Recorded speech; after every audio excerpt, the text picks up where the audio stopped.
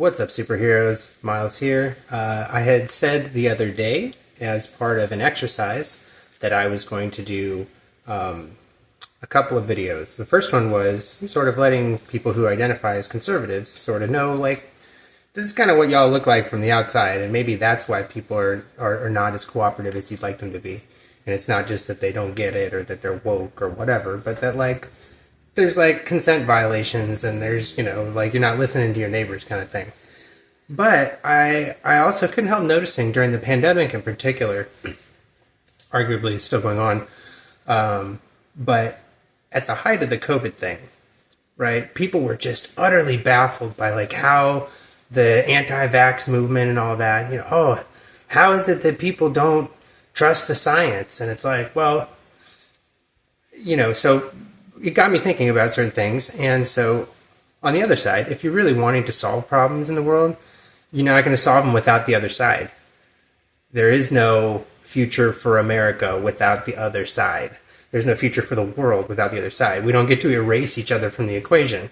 And that means that the only way that there's going to be real healing is if we practice citizenship a little differently. So if you want to get people to sort of like be more cooperative with you, then it might be worth considering what you look like from the outside.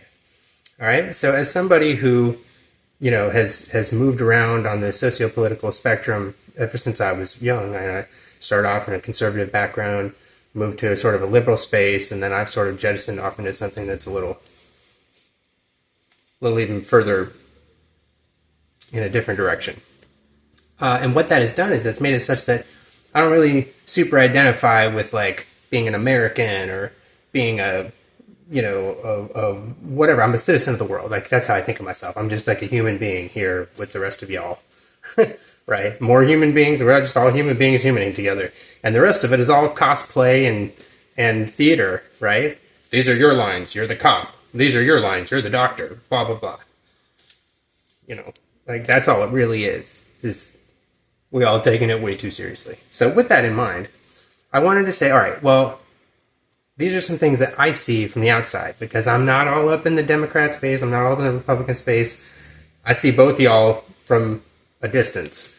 And so we talked about the Republican conservative viewpoint, and I could totally do like 2 or 3 more videos, because frankly, there's a lot of stuff there that I didn't even begin touching on. But I wanted to now come to this side of the spectrum and say, hey guys, I like what you're trying to do, but as somebody who's seeing it from a distance, I think that the way that you're going to bridge this gap is by addressing issues that are legitimate on the other side. Because a lot of times it's easy to say, oh, your whole side of everything is wrong. But when we get into it, I think you'll see, oh, there's actually kind of some nuance there. And being able to make peace with that nuance and be able to speak to it with compassion and a level-headedness, I think is going to be a powerful tool in your kit to be able to reconcile these damaged relationships with your fellow human beings. So let's jump right in. So I mentioned at the top of the video the anti-vax movement thing. Okay, so here's something I wanted to think about. That we rely on science for a lot of things in our world these days, scientific techniques and discoveries and so on and so forth. But we also, at the same time, are also often confronted with the ways that science is used disingenuously. There's the whole, the whole fight to get lead out of fuels, and so science has been used and driven by money-driven sources.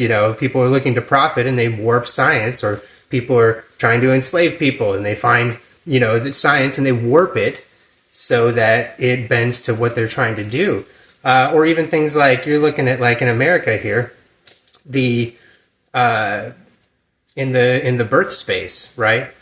For thousands of years, for all of humanity, basically, midwives have been sort of presiding over this space, and it got us here in a pretty great way. And so, then you get in, there's an industry that pops up, obstetrics, some years back, and all of a sudden these midwives and these birth workers who have all this ancient knowledge and these successful, consistent practices, now these doctors come in and they're like, yeah, but we want to make a buck. And if you sit and you go through and I've got a playlist that has some videos on this. You can go learn about it. The Educate playlist on Lovecore. But woo, crazy stuff. We move on in with all of our science, and then they would try to discredit the midwives so that they could take the share of the market. And there was this whole patriarchal, like, we're men, blah, blah, blah. And the results have been disastrous. So that's the short, fast forward to today. And everywhere midwives are not deployed properly in the community, and we're instead medicalizing birth,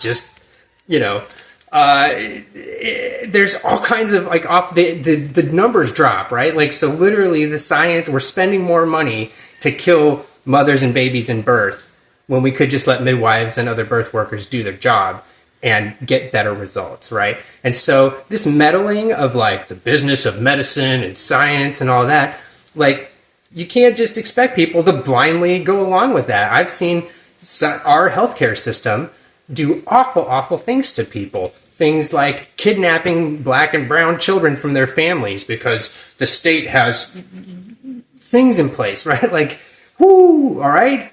So let's stop being like, why wouldn't you trust the doctors? It's like, well, they actually, doctors, and frankly, I'm living proof of the miracle of modern medicine too. So I am living proof that all of this science can be put to good use. I had a bunch of surgeries and birth defects when I was little.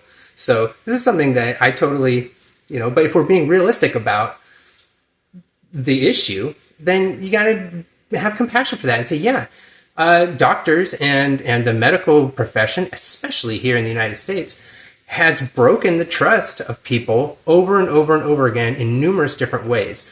So much so that we even have, like, this sort of, like, we assume that surgeons and doctors are just egomaniacs and blah, blah, blah. And then, if you watch MASH or whatever, you see this, like, so we clearly have a social issue around medicine, the medical profession. There's a lot of corporate business that's all folded in that destroys human lives, but is good for profits, and these doctors are just going along with it. Sometimes they're the ones who sign the paperwork, all kinds of stuff. So it's like, no, maybe you need to stop and hold those institutions and those people accountable in your space for being trustworthy in the hands of the public, right?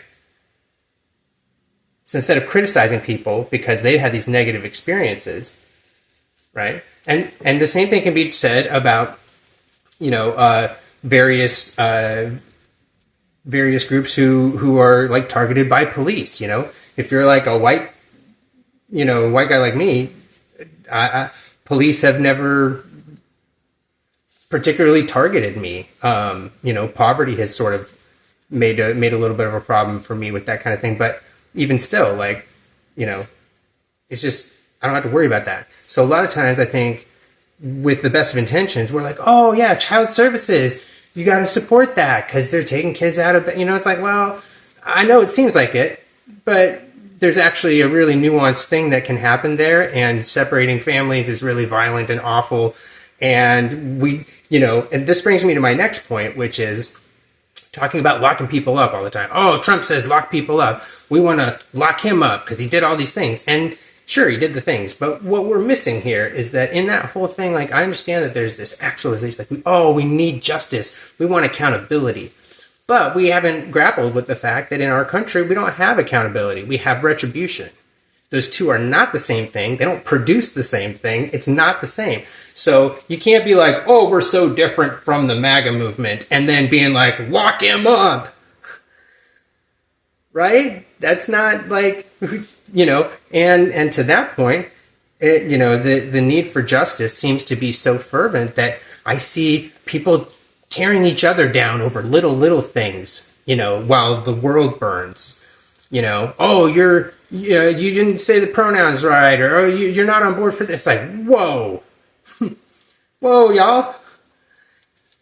I think it's great to be in support and elevating these things, but like policing how other people are about it or judging them or being lousy with them because they're behaving poorly around the subject doesn't fix it. You know, if you think of yourself as a liberal or progressive, then you got to look at the science, neuroscience. What makes people learn and grow? Is it being chastised or public or ridiculed or having somebody be snarky with you because you know? No, it's not. It's saying, hey, where you're coming from is really harmful, and I see your humanity, and I'm not going to just go along with what you're doing and saying, but I'm also not going to judge you and allow the hate to seep into me and make me become the wrong thing too, right? Make me become part of the problem. And I don't think we really captured that yet. I think there's a maturation that we have to do.